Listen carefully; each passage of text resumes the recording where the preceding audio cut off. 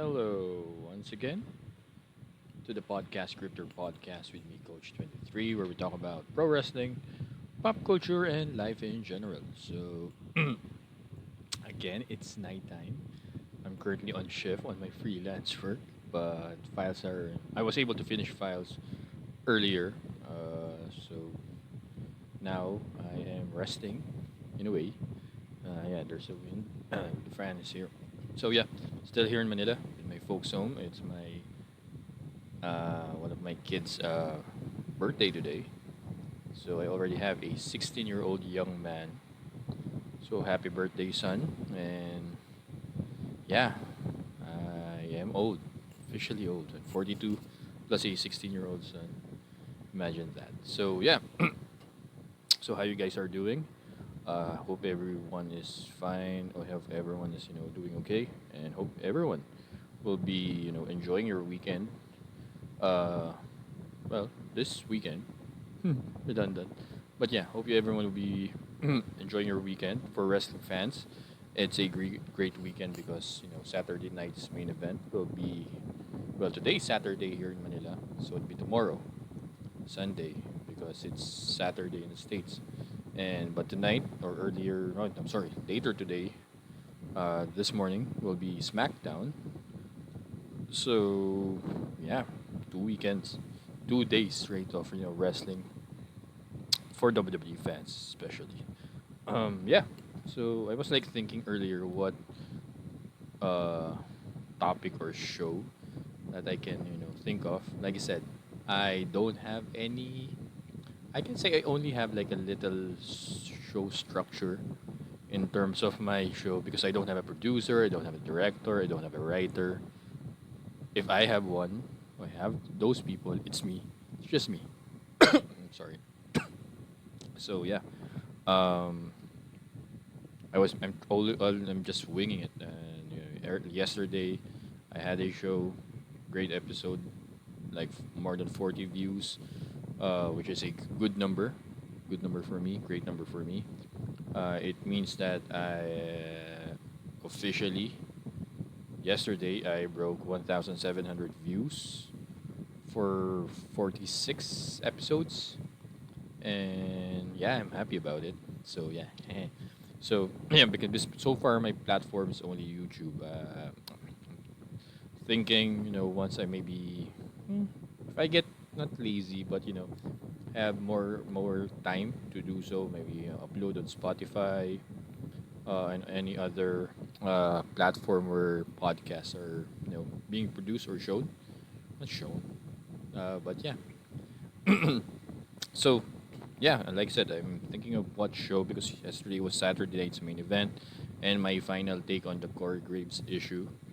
Um, Thank you for the viewers, returning and new viewers. Please subscribe and like. You're going to give me a great help in doing so. But yeah, I have a ponytail, man bun, but it's not really a bun. It's just really a ponytail. Hair is kind of long. So yeah. So like, thinking of topic, uh, when I started this podcast, even I was like thinking I have to have like certain episodes that are unique and not just the normal review for Raw, SmackDown, NXT, AEW, PLEs, you know, unique shows. So one of the shows that I was like thinking is your normal top five, episodes or top five under the sun or whatnot. So for me to kick off that first episode of a top five episode, it's like thinking I like to read, whether it's in wrestling magazines, graphic novels, comic books, books in general, and most of the books that I like, aside from your normal textbooks when you're studying, when I was still studying, are wrestling autobiographies. Really love autobiographies. I am a little bit sad because I lost most, if not all, of my hard copies of autobiographies. If I can remember in my head, I have like three Mick Foley's books. I have three of Jericho's, no, two of Chris Jericho's books, Hulk Hogan, Ric Flair, Jerry King Lawler's books, The Rock's book. I had hard copies of those, and I lost it because I have to change address, and I was able to leave it to my aunt's house, but they left the house and they left it there. So I'm sad. Um, but right now it's not really that easy to buy a hard copy here in Manila. Yeah, you can go to your normal fully booked branch, and most of them have still hard copies of books. But it's quite expensive if you buy, autobiographies of wrestlers here in Manila.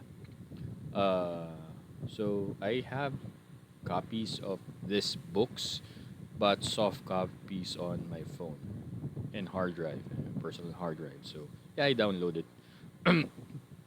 But yeah, still a great read. There's still that essence of reading a hard copy, both for me and as a reader for graphic novels and books in general, even magazines. Like, yeah, there's still that allure of having a hard copy. Uh, but yeah, that's what happens. Um Next week there's a talk about collections, collections of debt, but collections of stuff, action figures, graphic novels, comic books, whatnot. But so yeah, here we are. And like I said, kick off our top five. This is my personal favorites or opinion as well of the best autobiographies for wrestling personalities out there.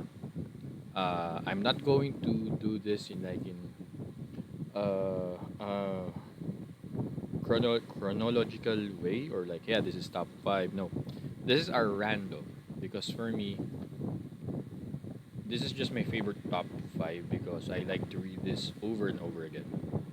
Um, and there are quite reasons why. Whether it's really entertaining. There are like inspirational things that they most of these wrestling personalities have done, and it's quite inspiring. But yeah, for me, these are my top five. So this is our random order. So to kick off that first ever top five episode of the podcast scripter podcast slash previously known as Pop and Wrestling Podcast. Here are my top fives wrestling personalities autobiographies. So to kick off, uh, Brian Gewert's book. There's just one problem. That's the title. This is just came out recently. I believe it's like 2 or 3 years ago. 2 years ago even. And who is Brian Gewertz? Brian Gewertz, folks, to those who are not wrestling fans, or you're just wrestling fans, casual fans of you just like watching the show. Brian Gewertz is one of the writers for WWE at the time. So Brian Gewertz initially was a TV show or comedy writer for MTV or other TV networks in the States. I believe he met Dwayne The Rock Johnson in an MTV show at the time, and The Rock kind of had the vibe that this person, Brian Gewertz, can be a great writer for wrestling. And Brian Gewertz even said that he is really a wrestling fan, so he knows his stuff.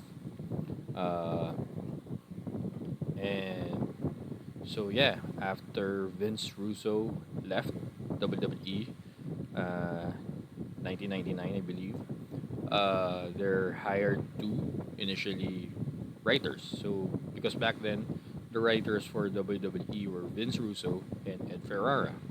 For those, it's a topic for another episode. So they hired Tommy Blancha and Brian Gewertz until Brian Gewertz became the head writer, moving on and worked with several other writers like Paul Heyman, Stephanie McMahon, uh, Michael P.S. Hayes, Road Dogg, I believe at the time. No, not really at the time, but yeah, those personalities. So Brian Gewertz was the head writer for like more than a decade and a half for WWE, especially for Monday Night Raw. Most of his works are working with certain top talents like Edge and Christian, Kurt Angle, Chris Jericho, The Rock, especially The Rock. So as a writer, he writes storylines, even like what wrestlers have to say at the time or bullet points. So most of his like creations are the Edge and Christian, reeking of awesomeness, 5 second pose. Kurt Angle's three eyes. Chris Jericho's most of Chris Jericho's content and works, and The Rock, of course, Dwayne The Rock Johnson. So I'm not going to spoil what's in the book. I mean, if you want to download it in the internet, you can do so. There are free websites that do so. I'm not gonna spoil what's inside, and I'll tell you later why. But yeah, it's a great read. You will laugh at some of his jokes, especially if you know something about the wrestling business or even a fan. And for me, one of Brian Gewert's work that I really love was the Shawn Michaels Chris Jericho feud during 2008, I believe so. So because it was, like I said, he was known as a comedic writer for some of the wrestlers with most of the talents I've said. But the work for Chris Jericho and Shawn Michaels during 2008, it devoid of humor. It was so serious. That's when the time when Chris Jericho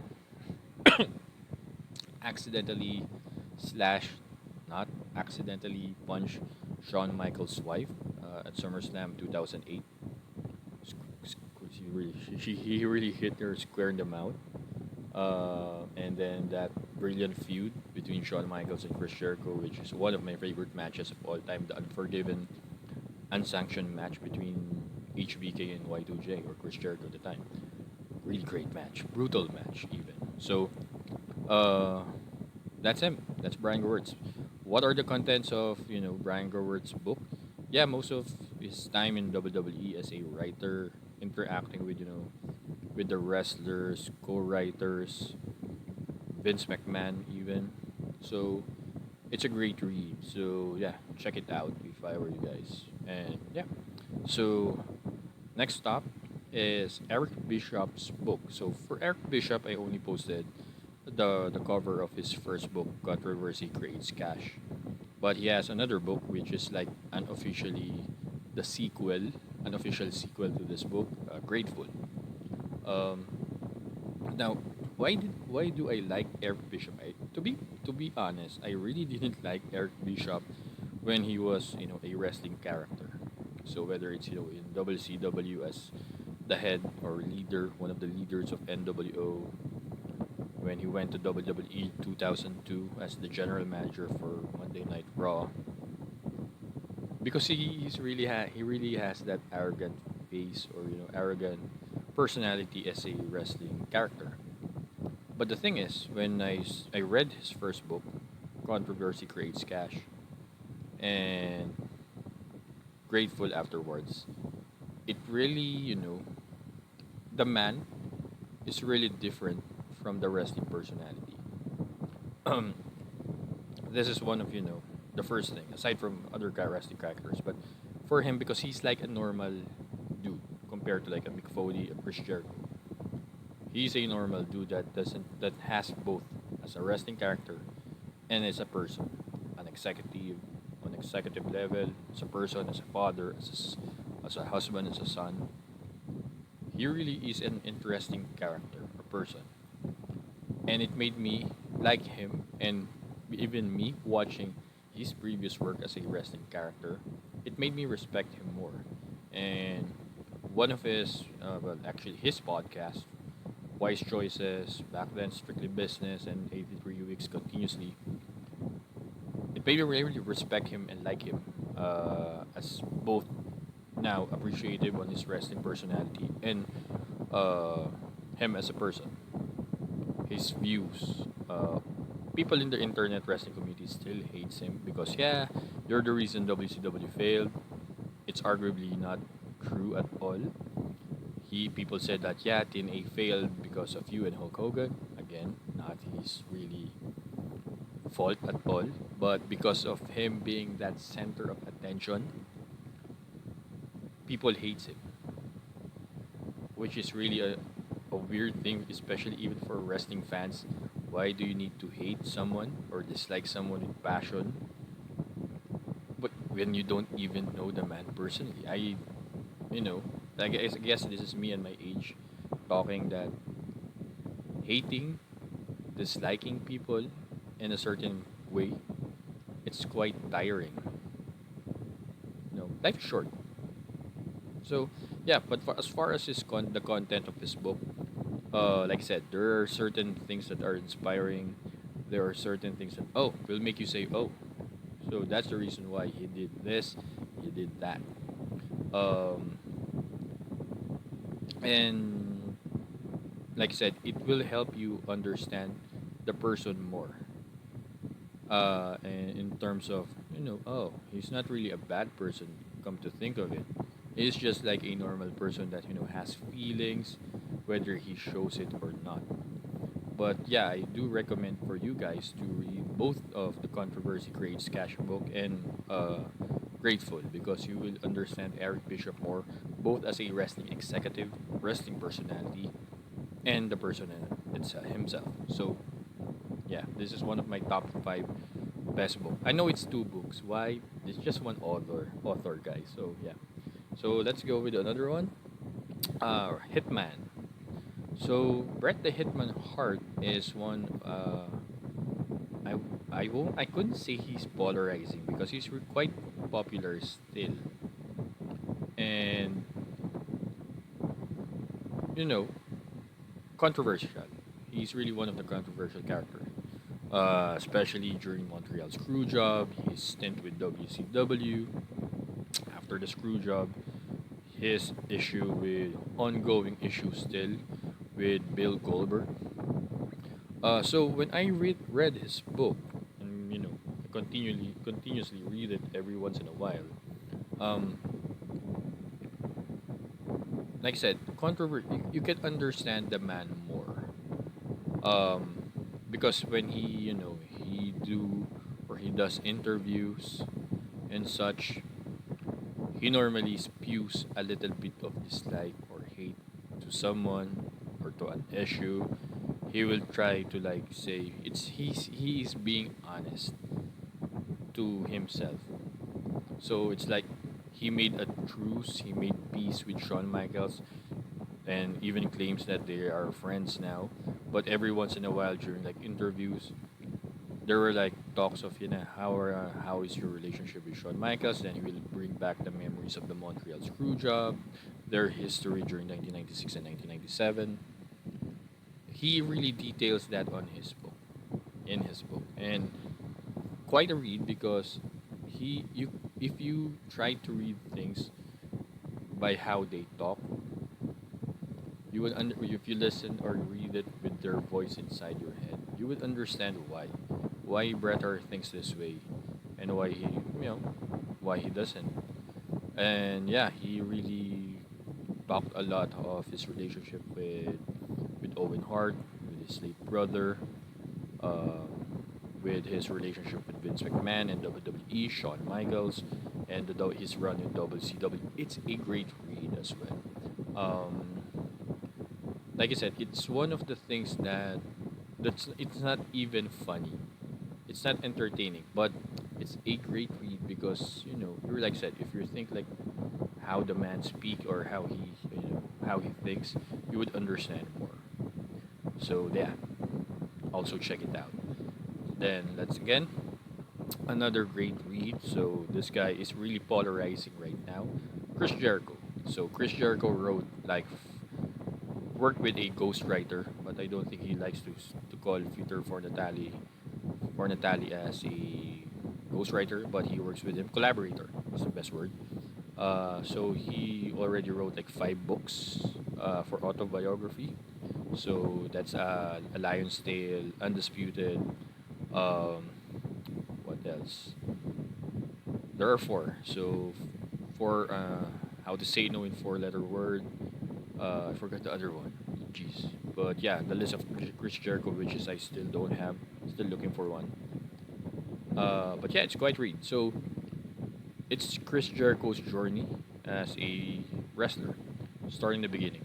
Like I said, it's quite divisive because the first book, which is in this screen, A Lion's Tale, it's his journey starting from a young fan in Winnipeg, Manitoba, Canada, to become a wrestler, in the Indies or territories at the time, Japan, ECW, and WCW. There's no WWE talk at the time because he really divided it, which is a great read. And afterwards, the sequel was Undisputed, which is purely the WWE uh, book or topic. And most of the stories of his were really, really great. Um, it's quite funny because he knows funny when he's in his best mind. I mean, he really quips like even talks of like anecdotes or like there's one favorite like there was like a segment. This is only a minor spoiler that he used the Rembrandt song from Friends. He's broke, his job's a joke, and his love life's DOA, which is really really funny when you read it. But yeah, it's a quite read because his journey is really inspiring as well. From like a guy who have been said no, and how he became world champion, multiple time world champion. He became a Hall of Fame wrestler, a rock star, a writer, talk show or podcaster, and yeah, even a rock star, fan, an actor even. So I know he's a polarizing character right now because of his current run in AEW. Because even for me, I don't like his run in AEW. I like bits and pieces, especially with the inner circle way back 2019, 20, or 2020. But now I kinda, maybe it's just me being old. It's like, why are you doing this thing? What are you doing? So, but yeah, that's my take.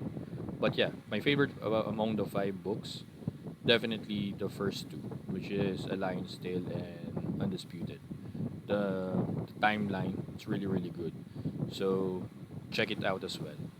Then afterwards, give me 1 second. There you go. The last book or author that I can say that everyone's a must read. Um, is Mick Foley's book. So Mick Foley also wrote like a quite a lot of autobiographies for one person. So he wrote like five, no, four. So that's Have a Nice Day, his first book, Tale of Blood and Sweat Socks. He wrote Foley's Good.